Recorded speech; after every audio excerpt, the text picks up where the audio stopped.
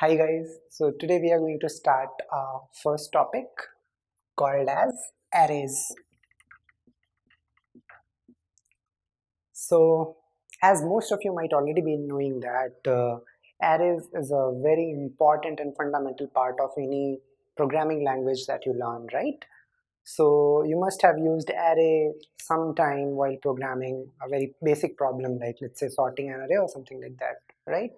So let's start with the most basic question. What is an array? You can maybe think of some important properties and then list them out for arrays. So what is the first most important property? That it is a collection. Collection of what? Collection of elements of same data type. This is very important. So let's say if you have to solve a problem where you want to store 10 integers, then instead of declaring 10 integer variables, you can declare an integer array of size 10, right?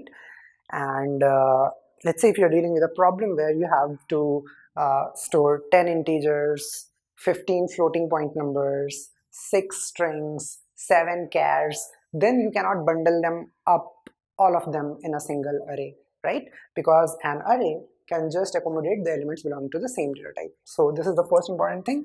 Second important thing is that it has a fixed size. Okay, what is the meaning of fixed size? So whenever you declare an array like this,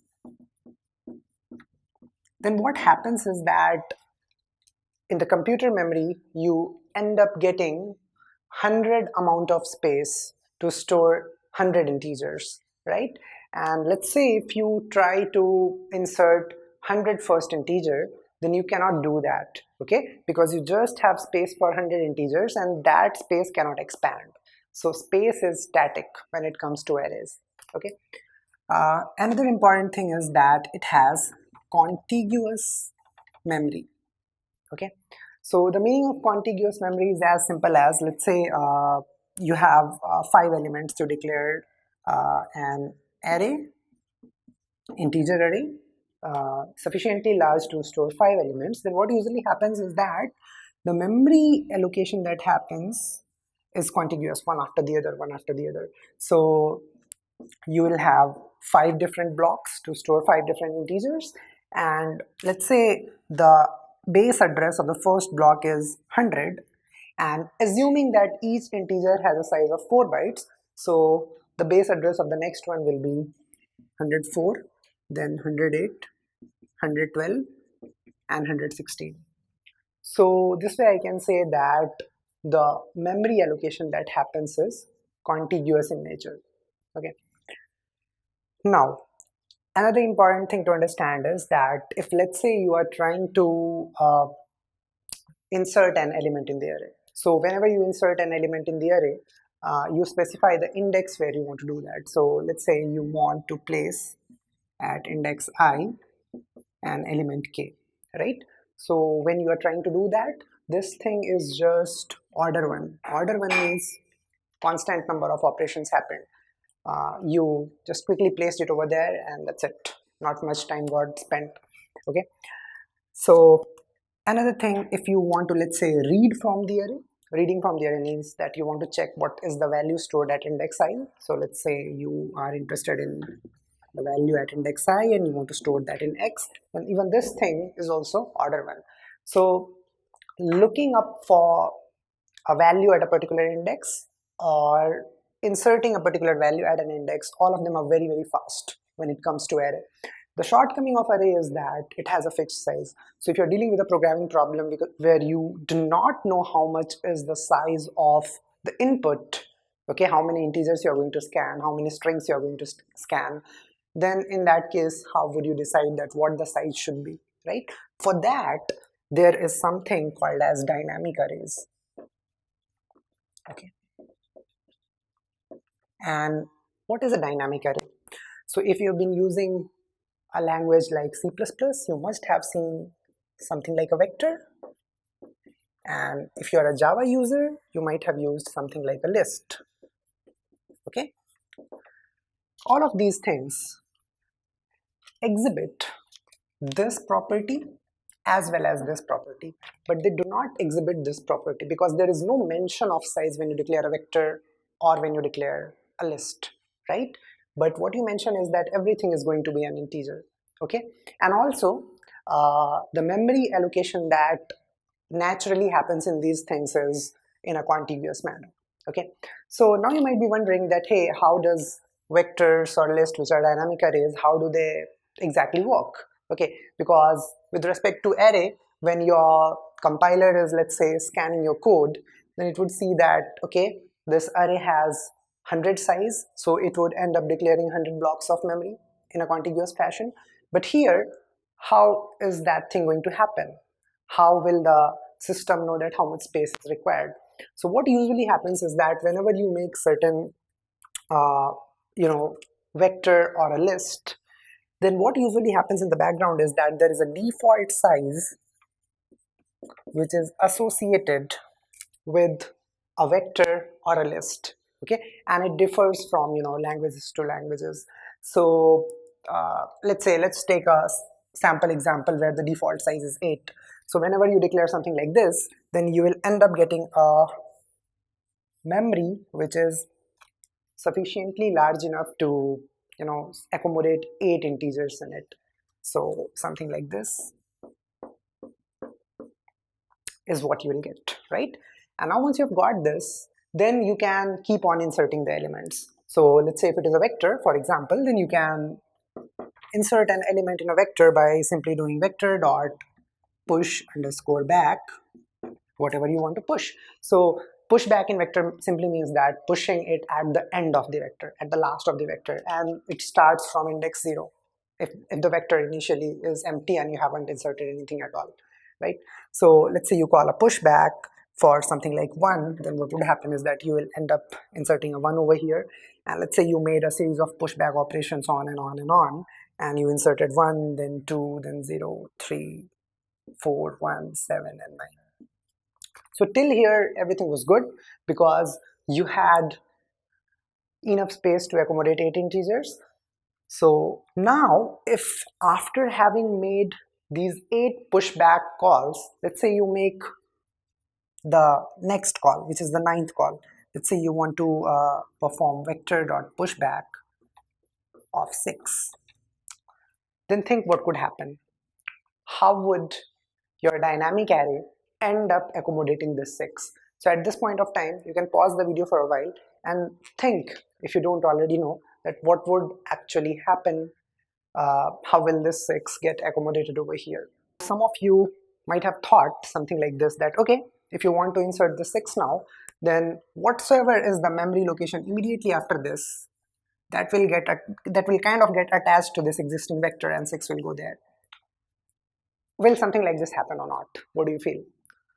So actually it will not happen. Why it will not happen? Because it is not guaranteed that this particular memory block would be free. Because when your computer runs at a particular time, it runs multiple different programs. What if this particular memory location in your computer storage is being used up by some other program? In that case, you cannot use it up for the purpose of this array, right? And if you can't use that, then you can't just go from here to here and put 6 over there, because in that case the contiguous nature is going to break, right? So something like this is simply impossible. So what happens whenever you run out of space in your dynamic array? Then there is a resize kind of thing that happens. So basically what actually happens is that you hunt for a memory location whose size is 2 times the size of this. So if you ended up storing 8 elements over here, then you would have enough size to store 16 elements over here. So you would perform a memory allocation to to initialize the space for 16 different elements. So basically 2 times the original size. Okay, so now what is going to happen is that you will have enough space to accommodate 16 elements. So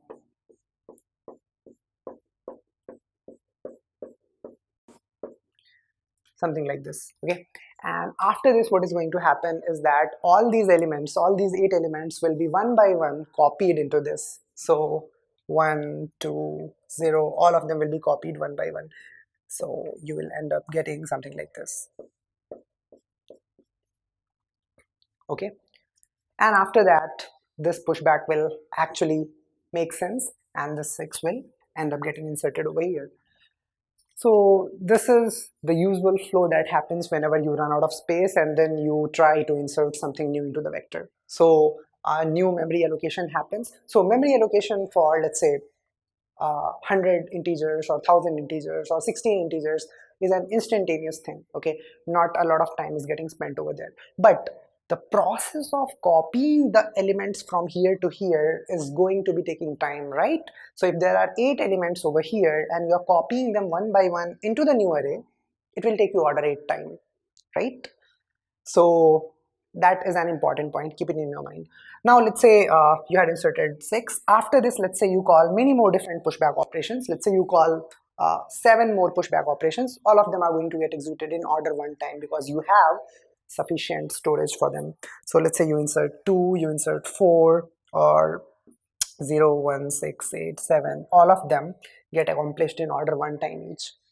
So from here you might wonder that, hey, inserting in an array at any index was always order 1 because there this kind of resize would never happen, right?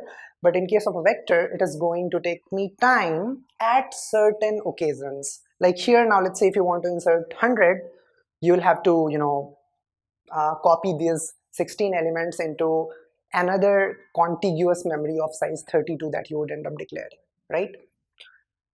Another important thing is that most of the pushbacks or most of the insertions are order 1 only. Occasional ones are only costly. So if you focus your concentration on average time complexity, or that is also called as amortized complexity, then that would not be too far away from order 1. So when we study about time and space complexity, we'll study about these things in more detail. For now, you can imagine that amortized complexity is something like average complexity. And this can be simply thought of in this manner, that it is equal to number of operations that have been performed upon number of insertions or number of pushbacks that you have made. Okay, so if you take a look over here, when you inserted the first 8 elements, all of those 8 elements got pushed in just order 1 time because space was there. So for the first 8 elements, our code took order 1 time each. Now when you tried to push the next element, then this resize thing happened and all the 8 elements were copied one by one. This copy step took me order 8 time, right? And then after that I pushed 8 more elements, including this 6 itself, and because for all of them space was there, so it took order 1 time each for all 8 of those, right? So, and then once you divide this particular thing by the total number of pushback calls that you have made, so how many pushback calls have been actually made, because there are 16 elements that I have inserted, so there are 16 pushback calls, and if you figure that out, it is 8 plus 8 plus 8, which is something about 24 upon 16. This turns out to be something around order 1 only. Okay, why does that happen is because, as we have already noticed, the occasions where copy thing happens is going to be very, very rare, because the way in which the size expands is going to kind of force that, because the new vector that you would have would be twice the size of the original one. Okay, and then many different push operations that happen subsequently will get done in order 1 time, right? So that is the reason you can just try inserting a new element here, and then you can build up this expression again, and you would see it would be something around order 1 only.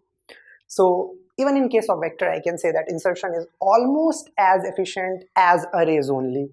Not equally efficient, because in array it is always order 1, there is no resize kind of thing that happens over there, but vectors can also be compared in terms of efficiency with respect to arrays. Okay, so because of the flexibility of size that is present in dynamic arrays, we most of the problems that we would be solving, we would try to use vector as and when possible instead of using arrays. Okay, uh, cool. So now let's try to think about a very simple thing.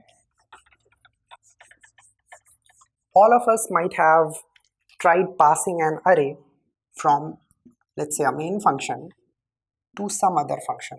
So let's say this is my main function.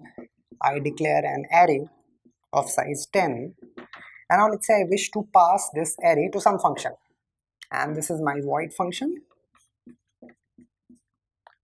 I have to receive my array over here. By default, whenever you pass an array, it is passed by reference. Now you must know one important thing here. There are two kind of passes. Whenever you wish to pass something from a function to another function, you can either pass it by value or you can pass it by reference. Passing by value means that a new copy of that is going to get created, okay? And the current variable in your current function will not get polluted, right? But if you pass it by reference, that means a new copy is not going to get created, just a pointer or the address is going to get passed. So whatever changes you do to that variable in the other function will get reflected in the current function, right? By default, when you pass an array like this, where name of the array acts like the base address of the array, which is the address of the first element, and because the array is contiguous, you know the base address and you know the size of integer, so you can always jump on to the next set of addresses, right? So along with the array, you pass the size of the array. This kind of pass is, called as pass by reference with respect to arrays, okay? So let's say you pass it in this manner. Now here you receive this array like this, and here this is for the size, okay?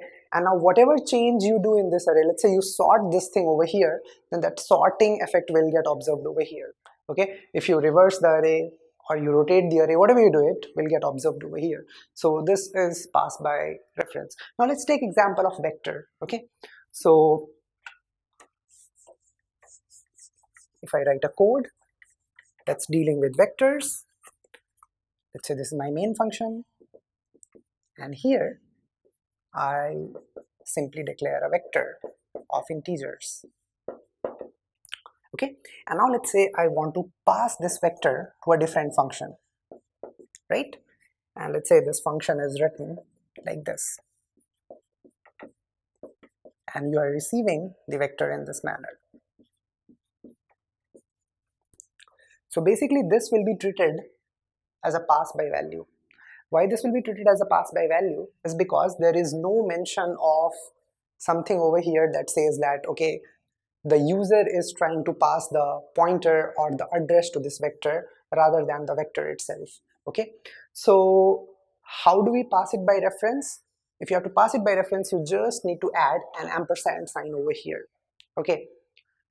Now let's try to understand about both these cases one by one. First case, where you pass it by value. Where you pass it by value, what would naturally happen is that a new copy of this will get created. So a new vector, let's say you pushed 100 elements in this vector, okay? So now when you pass this vector by value, then a new copy of this is going to get created. So there is some extra space which is being utilized, and then there is some extra time also, because you will also have to copy the 100 elements from this vector to the another vector that just got created. So whenever you pass a vector by value, then it incurs some extra time for copy purpose and some extra space as well, okay? But if you pass it by reference, then just a pointer to this is going to get passed, which is just order 1, which is very, very fast, okay? The side effect of this is that if you make any changes to this vector in this function, that will clearly get observed over here. So this is an important point. So you have to make your choice. If you feel that you are okay tampering this vector in this method, then you should perfectly pass it by reference, because passing it by reference will just incur order 1 time and your job will get done. But if you, let's say, do not want to pollute it, then you might want to pass it by value, okay? So sometimes what happens is that you will see certain questions where you pass your vector by value instead of passing by reference, and you might end up getting errors like time limit exceeded or memory limit exceeded, okay? So in those questions, the intention would be to pass it by reference instead of pass it by value, okay? So just keep this thing very well in your mind. If it is possible for you to pass it by reference and get your job done, please prefer that, because that is fast. Okay, cool. So I think we have studied fundamentals of arrays, fundamentals of dynamic arrays, and we have learned about how in dynamic array resize happens and the amortized complexity of that, and the pros and cons of pass by value and pass by reference.